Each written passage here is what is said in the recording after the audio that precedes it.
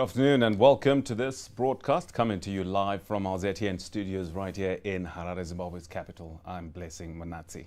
Now, this program is brought to you by Zimbabwe's television network ZTN in partnership with the Zimbabwe Youth SDGs under the African Youth SDGs banner. This is a side session, of course, on the ongoing third Africa Youth SDGs Summit that is taking place in Ghana. This is running under the theme Securing 2030 Commitment Beyond the Post-COVID-19 Era. Also like to thank our partners UN Zimbabwe and Spotlight Initiative and their partners. Now this year the United Nations celebrated its 75th anniversary and running the theme under the theme The Future We Want, the United Nations We Need. The topic of discussion for today is youth advocates and partners in fighting gender-based violence. The running theme for the United Nations based on the SDGs is leaving no one behind. In this discussion today, we are going to look at how our governments as well as civil society around Africa are doing or what policies they are putting in place to ensure that vulnerable societies, especially the women and the youth, are protected post-COVID-19. One of the most vulnerable groups within society are the women and children, of course, and SDG number 5 looks at gender equality, how gender policies across Africa are being put forward and what mechanisms are being put in place to identify and also ensure that women and children are not left behind and are included in budgets. Now, despite the hurdles women continue to face in Zimbabwe, Zimbabwe is a signatory to the ratified international and regional instruments such as the Convention of the Elimination of All Forms of Discrimination Against Women, as well as the Southern African Development Community Gender and Development Protocol. That's the SADC Gender Protocol, amongst others. The country has made significant headway in achieving gender equality in line with the Goal 5 of the SDGs to be attained by 2030. I'm not alone in studio this afternoon. I'm joined by 4 panelists that I will ask to kindly introduce themselves, starting with the lady immediately sitting next to me. Thank you. Afternoon. My name is Juliana Kariri from the Zimbabwe Youth Council, Legal and Compliance Manager. Thank you. Thank you, Juliana. Thank you. Good afternoon. My name is Sandra Gutai. I'm an innovator against gender-based violence, working with Zimbabwe Women's Bureau in Epworth and Hopley. Thank you so much. Good morning, everyone. My name is Jasper Mongwana. I'm the Executive Director for the Zimbabwe Youth and SDGs. Good afternoon, everyone. I'm Anna Sunday, peer educator, Say What You Said. Thank you so much for coming through this afternoon. Quite a critical topic that we have today, gender-based violence and also seeking equality, equal representation amongst the different aspects of development. Now I'm going to kindly ask each of the panelists to give us, their different organizations, how they fit into the disclosure of today's topic, and also tell us more about what the line of work that you do. Okay. The Zimbabwe Youth Council basically is a quasi-government institution enacted by an Act of Parliament, the Zimbabwe Youth Council Act. Basically what the Youth Council does is an interface between government and the young people. We bridge the gap. And speaking to today, basically the Zimbabwe Youth Council runs what it calls the Junior Parliament. I guess you've heard that. This is a mirror of the Senior Parliament. The junior parliamentarians also work as an advocacy tool to go into their communities, look at issues that affect their communities, and see how best they can deal with them. The Zimbabwe Youth Council also works with partners such as UNICEF, UNFPA, to come up with solutions and see how best we can bring back development or help our young people reach their potential. As we all know, young people in Zimbabwe make up 67.6%. And we also know that women also make the bulk of the population. So when we look at these two marginalized groups, the Zimbabwe Youth Council also then undertake various researches as well. Within the spectrum, we look at the youth is 15 to 35.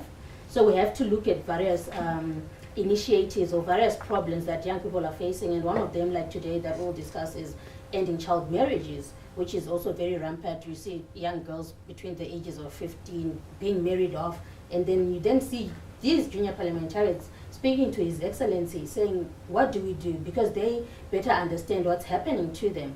And then we have seen the Zimbabwean government also aligning certain laws and saying the legal age of marriage is now 18. So that's some of the work that the Youth Council do. We're basically lobbying advocacy tool, working also with various youth groups like Say What and Zimbabwe SDGs to advocate for various human rights and giving young people the platform to thrive. Over to you. Thank you. So as the Zimbabwe Women's Bureau, we are working in Epworth and Hopley under the Spotlight project in ending violence against women and girls. So mainly what we are doing is strengthening grassroots movement, that is the women's movement, the community-based organization, so that they will be able to stand up for themselves and also demand social accountability from duty bearers. So what we are doing is sensitizing communities on gender-based violence and also capacitating our young women and girls that they'll be able to stand up for themselves. They'll be able to understand that this is violence, because in most instances, with our cultures and our religious beliefs, sometimes, women are violated, but because of the beliefs and because of the socialization, we tend to accept violence. Like when we go to our aunts, we are told, no, this is what happens in marriage, this is what happens. Like when a girl is raped, people rush to say, what was she wearing? Where was she? So the blame is usually on the survivor. So what we are doing is we are sensitizing communities, including men as well, because we understand that in this fight against gender-based violence, we are not leaving men behind, because they are also not only perpetrators, but some are also victims to gender-based violence. So we are strengthening grassroots movement and also capacitating men that they become role models in the fight against gender equality. And also within the Spotlight initiative, we've got what we call the Innovators Against Gender-Based Violence, of which I'm one of them. So what we are doing is coming up with innovative ways of engaging the communities in ending violence. So as the Harare Innovators, we are driving what is called the She Matters campaign. So what we are doing with the She Matters campaign is to ensure that women are valued in society, their rights are promoted, they are respected, so that when they go and ask for a service, like when a woman is abused, they go to the police, their issues are attended with urgency. So, and they know that because when my rights are violated, I should be able to go and report, because this is not for me to just accept and sit back at home. So that is what we are doing within our campaign, and also within the Zimbabwe Women's Bureau Consortium. Yes. Jasper, you brought us here today. Thank you so much, Blessing. I think from the Zimbabwe Youth SDGs, we're a youth-led organization which advocates for the active participation of young people in the developmental agenda. And when we talk about the developmental agenda, we're not leaving anyone behind. And young people also playing a critical role in the developmental agenda. And you can't take away gender equality, especially from the background where we're coming from, and look at Zimbabwe. Not only Zimbabwe, the statistics show that actually in Southern East Africa, because of our traditions, because of our culture and religion, we have recorded some of the highest numbers in terms of violence against women. So we, as we're advocating for the 17 global goals, which are quite many, the gender equality cuts across the divide, because we believe for us to contribute to a meaningful Zimbabwe in a sustainable way, we should also give equal opportunities to everyone, including women and girls. And we should also play an active role, not only as the male counterparts, but also as young people. And we believe you can't teach an old dog new tricks, Blessing. So if you want to teach a nation, if you want to teach things that are going to last, Mahatma Gandhi once said, you teach the young people. So we believe if this advocacy is started from the young people, it means definitely in the near future we shall come to a generation we will actually be understanding that we are all equal, and we live in a community, and gender-based violence is something that we should live with. Anna, as a young lady, what can you tell us about the risks that are associated with COVID-19, especially the emergence of the pandemic? Thank you so much. So the emergence of the pandemic came with a lot of effects, especially for the young people. I come from Say What. It's an organization that is based on the students' needs. We advocate for SRH and all the matters that affect students. So the pandemic, in as much as it affected everyone, the students are not an exception. So there are a lot of challenges that students faced during this pandemic. Number one, access to SRH resources.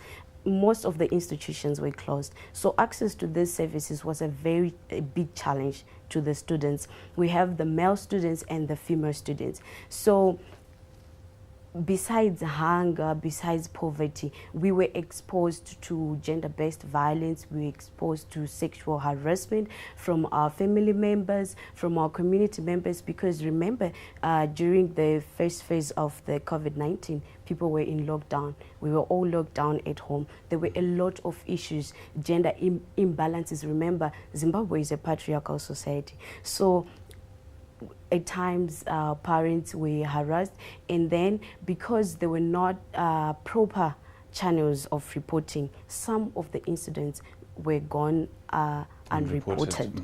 So there are a lot of challenges that young people faced. The education system was affected. We were home. We did not have access to e-learning facilities. So this program is actually a very important program as we are heading into advocating for gender equality. Juliana, obviously our theme this year is looking at a commitment towards 2030 post-COVID, but looking at the pandemic, would you like to add on some of the impacting areas in as far as gender-based violence is concerned? What are the trends? Have we seen any increase in cases, and in which areas? Okay, definitely I think as she has alluded, there's been a rise in domestic violence, not taking a look at women or men. And the trend is that a lot of cases were unreported. Though the COVID pandemic also brought an opportunity that we see a lot of young people also coming up with innovative ways of dealing with this. We see a lot of youth groups coming up with the Friendship Bench, the helpline where women are allowed to call ZRP with you don't need money so that you can reach them better. So definitely, yes, there's been a lot of an increase as well in child marriages. I hear in Binga, just from January to September, around about 209 cases recorded of teenage pregnancies. So the question is this abuse? But definitely if someone is 15, surely there's something happening in the community. So that is also an area that needs to be looked into. We also look at issues of public services. Harare has been dry. And recently I just heard that there's now women are paying for water with sex. And it's usually the young girls that are in the house that are being sent to say, go and fetch water. So young girls are facing a lot of these problems due to gender inequality, because it's the women that look after the household, the women that fetch water. So definitely a lot of issues have happened. But I'm also happy that the pandemic itself has also awakened us to coming up with various innovations on how best to deal with these things as well. Jasper, would you like to comment on the implications of the lockdown implications? I know Juliana did highlight some of the the issues around sexual abuse. What are some of the implications that are coming out of the lockdowns? Thanks so much, Blessing. I think if you look at the regulations and reports that have been done by the World Health Organization as well as the UNFPA, say that wherever there is poverty, whenever there is hunger, whenever there is a war, you are most likely going to have a lot of cases in any problem or any pandemic. There is a rise in gender-based violence, and we can't really take that off, especially during the pandemic. And if you look at Zimbabwe's got a huge population staying in the rural communities, and the reason why I'm saying that is because a lot of issues that happened might have not been recorded, because whoever is in the rural community have got no access to information, whereas those in town you can watch on TV. All the initiatives, majority of them were happy seeing a lot of CSOs getting into rural communities. Why? Because that's where the majority of the young people that are easily abused are. The statistics that I also saw was that in 2019, out of the 46% of early unwanted child pregnancies, 36 were from rural communities. What it means, it says a lot in terms of how access to information is in Zimbabwe. So I believe the pandemic actually brought in a lot of difficulties for the young women and girls in communities. All right, this is the program Youth Advocates and Partners in Fighting Gender-Based Violence, brought to you by Zimbabwe Youth SDGs under the banner of the African Youth SDGs. This is a side program of the African Summit that is being held in Ghana, that is running under the theme Securing 2030 Commitment Beyond the Post-COVID-19 Era, a program that is brought to you by ZTN, of course, in partnership with the Zimbabwe Youth SDGs. We take a short break. When we come back, we will be looking more at the implications around COVID-19, its impact on women as well as gender-based violence. Don't go away.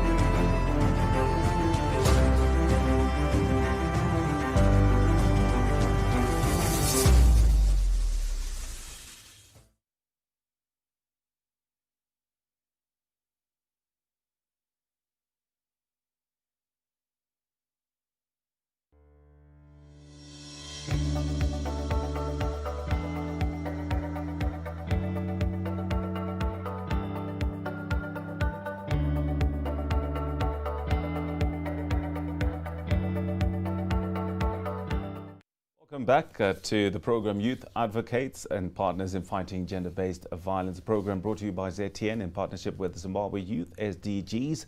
This is a side session of the ongoing third Africa Youth SDG Summit that's taking place in Ghana and running under the theme Securing the 2030 Commitment Beyond the Post-COVID-19 Era.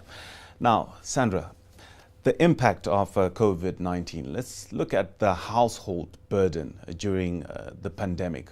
What is the household burden, especially taking into light the issue of unpaid work? Okay, thank you. You know, when COVID hit us as the nation of Zimbabwe, it's well known that we were all unprepared. As we were all unprepared, we were already in a very difficult economic situation as a nation, and when the impact of COVID is also not limited to the nation, but also the households, and also the most affected within the households are women and girls. Not to say that men are not affected, but when we look at women, they are the most who are left with the burden of care work and domestic work. And we know that when during the lockdown restrictions, everyone was at home, and we have got the women, they've got to take care of the family, they've got to do the household chores, they have got to go fetch water. And during this period, we also had challenges of water shortage within the communities. And we have got, yes, we have got boreholes, but there were very long queues, and we have women spending so much time at water points. And then they have to go back home, and they have to take care of the family. Some of them had children. And besides just doing the care work, some of them, they have to look to make sure that there's food on the table. So we can also see that the dynamics that the pandemic brought within that affected the women. So we've got women who are more vulnerable to violence, and then we've got the pandemic which further exacerbated the implications or the effects of unpaid care work. And we also have some who had to take care of the sick, because we have people who succumb to COVID, and we all know that it is the woman who've got to take care of those who are sick at home. So that burden has been so much on the women, and some became also victim to gender-based violence. We've got women staying at home, and then they are spending more time with potential perpetrators. And we have a time when there were no restrictions. We've got men going out for drinks. Now they are staying at home, and the frustrations of the economic challenges and all the anger, they are being channeled toward the women, and also children not being left. They're also being affected by that.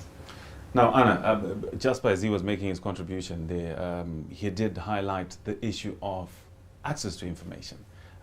Do you feel that maybe this is an impediment, especially towards a universal access in as far as information is concerned, and what can be done, to improve in this area?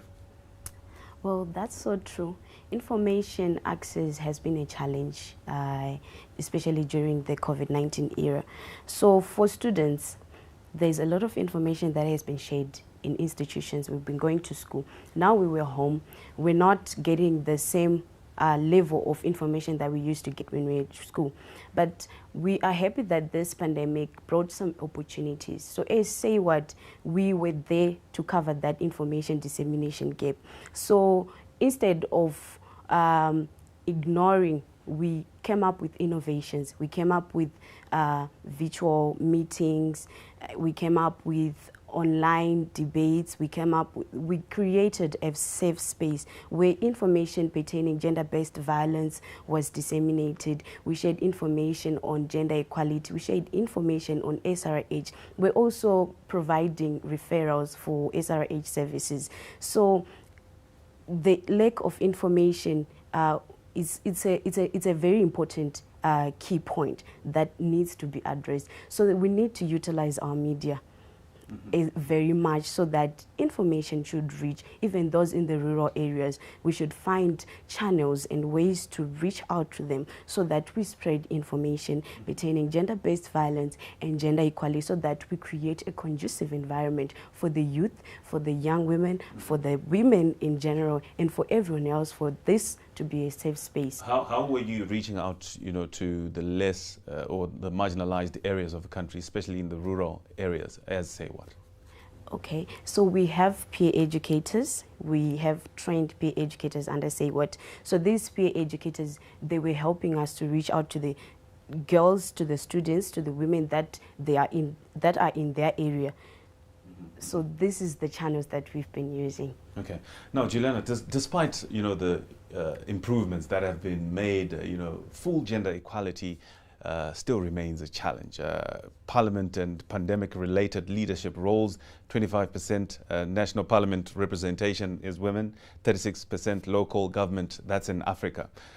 What is the main challenge for us to achieve this? The main challenge is, I think, like it has been right, Zimbabwe is a patriarchal society, so it's a mindset. We need to have a mindset shift where we appreciate the Women's Bureau running the She Matters campaign, where society has to learn to appreciate the different roles that each person is playing within society, to appreciate, okay, this is my husband, this is as far as he goes, this is my wife, this is as far as she goes, we're a team. In order for us to work, this is how we need to make it work.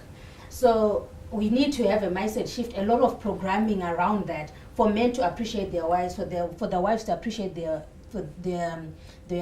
men, and for us to appreciate the girls, not to see them as a trading economic bargaining tool, to just appreciate young women, that they're not lesser than young boys in terms of education, to award equal opportunities to everyone. So we need to appreciate to have a clear understanding as well of human rights. There is no human that is lesser than the other. The issue of rights was also mentioned by Sandra coincidentally, but are people aware of these rights? Because one can only voice, when they are aware of their rights. Well, awareness, we can never measure, but I guess like we're here, rightfully here today, is to say, what can we do? How do we make each other understand more? And I guess by Say What, having peer-to-peer talks, you can only understand what's going on to your counterpart if you are the counterpart. Young people understand themselves within the context of being young. They know how to speak to the other and how to get information from the other young person. So we need a lot of peer-to-peer education, a lot of youth-friendly ways to disseminate information, and a lot of innovative ways of engagement. You can't come up to a man and say, No. We need to understand how we are packaging this information for the next person to understand, knowing fully well that's a patriarchal society, but how do we get buy-in? So that they appreciate, you know, the value of that communication. Jasper, I think the issue of women's income and equal access to leadership roles, where are we and how can we improve post-COVID-19? Thanks so much, Blessing. I was actually laughing when she was saying that, how do you approach a man and tell him you should go and fetch water? I'm actually fetching water at home these days because of the pandemic. I want to say maybe from that, I've seen some strides that have been done. Women empowerment, at times it's also difficult to empower someone who has not been empowered in the mindset, like she has said. You have seen even the government this year, the Education Amendment Bill of Amendment Act of 2020, where we've now said if a young woman has been pregnant, she can still continue to go to school and learn, while we're trying to make it equal so that there are no any advantages of a young boy compared to a woman. And if you also look at the 2019 statistics, show that almost 2.5% of young girls below the age of 15, they were dropped out of school because of unwanted pregnancies. I feel as Zimbabwe, we should try to also engage with the young people so that the impact of the initiatives that are being done, they are also expanded on a scale to include everyone. Our traditional leaders, our chiefs, our headmen, include also the religious leaders, like what she said, that at times you find some of these cases are not even reported. But I feel in leadership as the government and the parliament, yeah, we are still doing A, B, C, D, but I feel at times we might be empowering people that do not have even the mindset that is capable of delivering. Because what I'm saying at the end of the day is you should not get something that is right because you're a woman. You should get it because you deserve it. So the moment you give someone because she's just a woman, at the end of the day, you might actually end up not really empowering her. Mm-hmm. That's my view in terms of leadership. Mm-hmm. The women are the plenty, they vote. If you're a woman and if you're capable of delivering, let other women vote for you. But at times you find the enemy of a woman is also a woman. So as we fight gender-based violence, Blessing, I feel women also play a critical role. You're the mother, you're the one who's nurturing that child in the home. You're also the same person who's telling that child to keep quiet on an issue that we think is critical to be reported to police. Almost, they say out of the 40% of the cases that are recorded in the country, less than 10% are reported. Which means that there is a mother somewhere who's sitting on information, who's actually not nurturing the young child the right way. You're the mother who's nurturing the boy. Africa is our motherland. We should be able to be taught how to grow up with our own sisters. So I feel also it goes back to the women. That's my view. And how are they, you know, how are they taking the issue of reporting? What is their perception? Are they protected? Maybe let me ask Sandra, because she works with the communities more. Are people coming forward to report these issues? Yeah, yes, the issue of underreporting is really an issue, especially in the fight against gender-based violence, because we see in the communities that we're working with, there was a research that was done, and it indicated that about 400 cases that were experienced of GBV, only 10% were reported. So that alone is an indicator that there's a problem somewhere.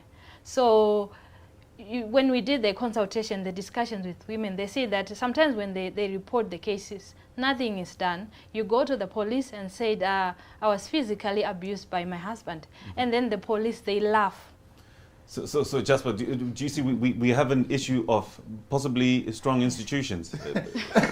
Do we have a problem with our institutions? SDG 16 speaks of strong institutions, peace and justice. I would say it also, like she has already said, maybe at times they respond that is expected. But I would also want to applaud some organizations that are working on cases, including SASA Project, You Can't Take Away, Save the Children, all the call-free numbers that are available. I also feel that at times the women might have fear. If I report the husband who's bringing the income in the home, I'm not yet ready to move away from and the husband. And are they protected? They are protected to some extent, but I still feel there's quite a lot that can be done. Because you know what, with our communities, Blessing, it's difficult for women to decide that I'm moving out. Because you become the livestock of the nation. People laugh at you. That's the reason why a lot of these cases end up in the pastor's home or the traditional leader's home. That's where they are settled. Because they say, I would rather cover my family and live here until the day maybe she's beaten and she dies. But we feel as men, we should play our role to make sure that the world is a better and safe place for our women and girls. I also have girl children. I should make sure they're protected. Anna, let's talk about the issue of ICTs, technology. Are we making use of ICTs and technology to, to the best of our abilities, and as far as, fighting gender-based violence is concerned, and also equal access and empowerment of the vulnerable groups? I feel like there's a lot that still needs to be done, not taking away what is already being on the table. We have a lot of organizations that are using social media, the ICT, to spread information, awareness, and to advocate for gender-based violence. But still, we need to go deeper. I feel like the ICT, like students from the ICT, is in support of the Education 5.0, need to be innovative enough. We need to be equipped to come up with solutions as to how best we can handle this issue. I feel like if we have applications that that promote rapid response for gender-based violence, for example, you are in the CBD, you encounter gender-based violence at a rink, you can just use your application and then there is rapid response. So we need a lot when it comes to the use of ICT in promoting gender-based violence campaigns, advocates, and awareness. So that is what I feel. Juliana, would you like to add on to what Anna was saying? Probably she's talking about issues of innovation and also empowerment when it comes to ICTs. I guess my additional point would be who better knows ICT? It's the young generation. Leave no one behind. Why we're here today is we're saying it only starts with the future to know the future. So engage a lot of young people because they are better placed to understand and to be innovative, to use the ICTs in a better way and to make sure that it's sustainable. A lot of innovations have also happened, but have gone also unnoticed. I also guess because sometimes when innovation happens, we're looking at a particular problem at that particular time that we want to deal with, but there's need to harness the youth energy and find ways of pushing them further to be innovative in these spaces. They're already techno-savvy. Yeah. The issue of resources, equal access to resources. I know there's empowerment for women, empowerment for youths. Are we on the right track in as far as that is concerned? Or it's actually creating more opportunities for abuse?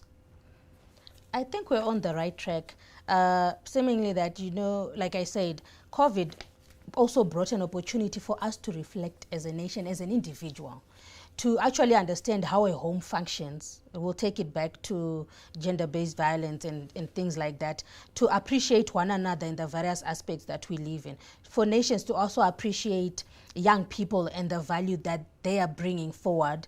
So in terms of resources and initiatives, we're taking the right baby steps towards it, but it's also because maybe the COVID pandemic also channeled and took out a lot of resources that were going to be channeled towards maybe development, but towards the fight for COVID-19. But the steps are in the right direction. We also saw like the government coming with the COVID relief fund to help young people in businesses stay afloat. The Women's Fund helping young women or women in the SME area to keep afloat.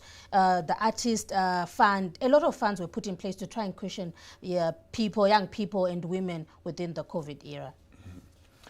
All right, this is the program Youth Advocates and Partners in the Fighting Gender-Based Violence, a program brought to you by ZTN in partnership with Zim Youth SDGs, a side session of the ongoing 3rd Africa Youth SDG Summit that's taking place in Ghana. Don't go away. When we come back, we will be looking at more topics under this discussion of today in trying to get to the root of a problem and see where we're can improve as a country in as far as contributing towards 2030 targets is concerned. Don't go away.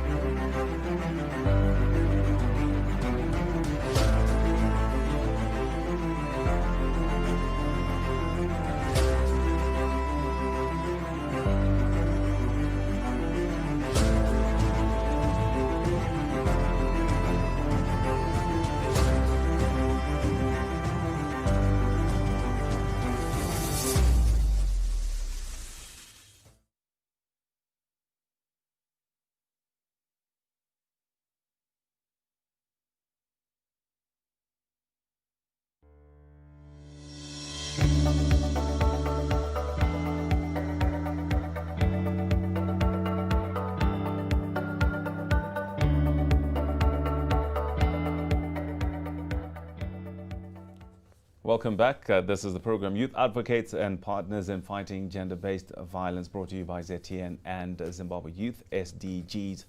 Thank you so much for joining us today. We're looking at gender-based violence, equal access, and in line with our topic, Sandra, we want to talk about sexual reproductive health. You engage with the communities a lot. What are some of the things that are coming out of your research or your line of work in as far as gender-based violence and equal access, especially to healthcare, is concerned? Okay, thank you. On the issue of SRHR services, you know, we've got a challenge, if I can say, in the communities that we're working with.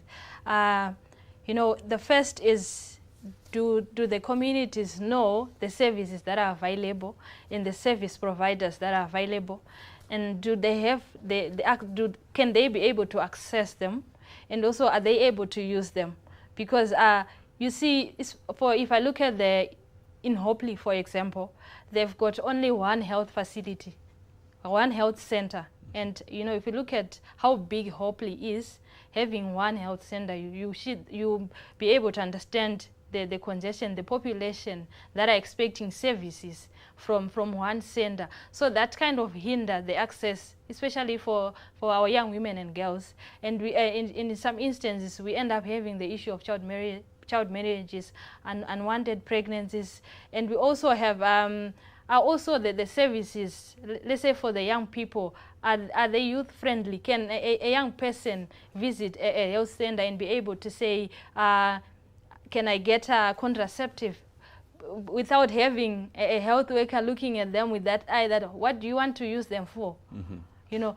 So it could be issues of stigma and perception. Yes. Okay. So that one alone hinders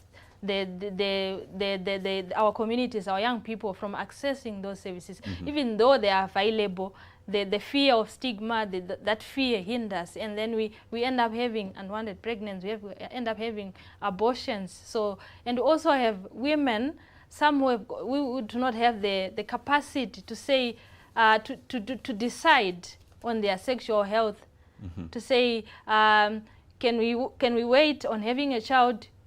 Or can we use protection? Can we use protection without being beaten by the husband, mm-hmm. or without being beaten by the men who have got solicited maybe for sexual favors? So we've got those dynamics, and that is also an issue that is affecting our women in the communities. Mm-hmm, mm-hmm. In terms of perception. I think the issue of perception coming back again to the fore. Anna, would you like to tell us what is happening in the colleges? You are at University of Zimbabwe, as far as sexual reproduction and health is concerned. From a student perspective, SRHR services remains a mandate, remains a key point of discussion, because during the COVID-19, there were restrictions of movement. So access to contraception, condoms, STIs, treatment and screenings, those services were kind of disrupted during the COVID era. So as SAYWAT, we are happy that we do what we call health phase. We educate, we share information pertaining the services that the youth and the students can access. So we have service providers that we work with, for example, ARC, we have the SASA, we have the ZNFPA. So these service providers, they come on campus, they share information pertaining the services that they provide. And mind you, these services are very youth-friendly, and they are conscious about they understand us, the youth. Mm-hmm. So these are the services, the service providers that we want more, that we need more. But we have been having a challenge of access to SRHR services due to the pandemic, the lockdowns. There were a lot of reports where there was shortage of contraceptions because we were at home, and the students, because we have local clinics in our communities, but we need those health care service providers to be trained so that they understand the youth better. So the youth, we are used to go to our institutions clinics. Mm-hmm. They're very youth friendly. So going now to a local clinic to access, maybe you have an STI, it becomes a challenge. So they end up opting for other alternatives which are not illicit routes, maybe. Exactly. So they go to backyard, and then we have the issue of abortion, unsafe abortions. So yes, there are a lot of complications that have been coming across. So we need the service providers, we need our partners to come together and see how best we can engage the youth, the students, because we are at home, we are not at campus, so we need projects and innovations that captures us from home. Thank you. Right, Jasper, issue of policy. You know, we seem always to have very good constitutions in Africa. We have good policy papers, the issues of implementation, policy, and going forward, are we proactive more than we are reactive? Thanks, Blessing. I think you have said something that is quite critical, that we are good on paper. You know, the issue of young people in Africa and Zimbabwe in general, it's only talked about in principle, not in practice. So whoever wants to go on the podium and say, we are going to take care of our young people, because the best way we can empower the girl child is to empower you financially, economically. That's the way to go. We appreciate the stance by the government to provide the relief fund for young people, but believe me, we cannot continue to live on donations. Young people have to be empowered. The young girls, young women and girls need to be given opportunities to be players in the mainstream economic activities of the country, not only on principle, but in practice. We are waiting for the venture fund from Minister Thuli Ncube. He was on TV, he was on the newspaper. We appreciate that. But on the ground, there's nothing called venture fund. Why? Because if we really constitute the 67% of this nation and the young people who are actually being affected, because if you're a victim of gender-based violence, and most likely the person who's violating you is maybe someone who's a small-scale miner in Korokoza because he's got the resources. Maybe he's a blesser who's very popular on campus. Maybe he's a teacher in the rural community who's the only guy who's got a source of income. Why? Because our own young women are not financially secure. They're not empowered. So we believe the government is what has been said by the government's position on young people. They need to empower the young people in practice. We need to see the effects, not the fact that you just go on TV and say, we're empowering you. Go to a bank. We appreciate the youth bank that was given by the government, but if you look at the interest rates, they're out of this world because of microfinance bank. We need empowerment of young people, because all this sexual-based violence, because they don't have any access to food. Some of them are doing it for 2 pisa, which is just 2 pieces of chicken and chips. Why? Because they're not empowered. So we feel the government and the partners, we appreciate the Spotlight Initiative from the United Nations to say, how do we empower the young women and girls? That's the reason why you say, what's actually again to say, if you're at campus, you'd be able to be running a small business so that you can empower yourself financially. Because when you don't have the money, across Africa, any university going to Africa, the crisis is the same. That's the reason why lecturers at times are very popular and so many documentaries are coming out, because they have got access to financial resources. So that's my view. The government on policy is good, but we need the practice. We need to see it on the ground. Juliana, issues of policy, that just he was really on fire there. The issue of policy, as you know, your organization, how are you pushing, you know, to shape decisions around policy that is pro marginalized groups? Okay, like I've already indicated earlier on, we've got the Junior Parliament, which sits with the HA himself to talk about issues that are affecting children. The Junior Parliament only has children that are in Form 3 and Lower 6. So they actually articulate issues around education, sexual reproductive health. Recently, they were talking, when the cabinet sat with the president, they were talking about issues about transport when they were just about to open. And I think you've also seen on media them talking about education and teachers coming back to say we want our teachers paid. So those are some of the pressure groups that we have.